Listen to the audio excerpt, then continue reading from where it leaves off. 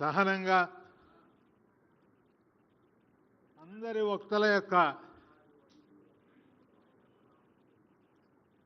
వారు ఎక్స్ప్రెస్ చేసిన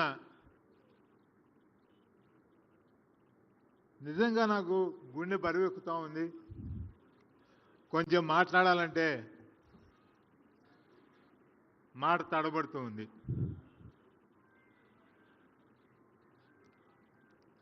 (1966) నుంచి నేను సహచర్యం చేసిన మిత్రుడు ఇంత గొప్పవాడా అని మీరందరూ ఇంతసేపు కూర్చొని ఉంటే నాకు నిజంగా చాలా ఆనందంగా ఉంది, గర్వంగా ఉంది. ఇక్కడ ఓట్ ఆఫ్ థ్యాంక్స్ చెప్పడం, అందరి పేర్లు పేరు పేరున చెప్పడం, ఇచ్చేయటం అది ఒక ఆనవాయితీ.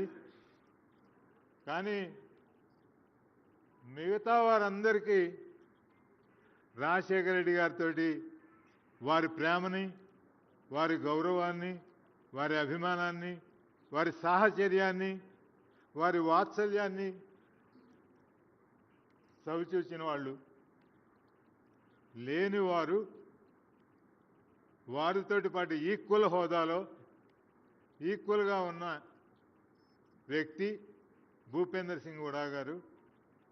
వారు ఇంత శ్రమపడి 24 మంది వారి సహచరులతో కలిపి భూపేందర్ సింగ్ హుడా గారు ఇక్కడికి వచ్చారు. ఇంకా నిజంగా చెప్పాలంటే భూపేందర్ సింగ్ హుడా గారు కూడా రాజశేఖర రెడ్డి గారికి చిరకాల మిత్రులు. 96లోనే వారు పులివెందులు వెళ్ళారు.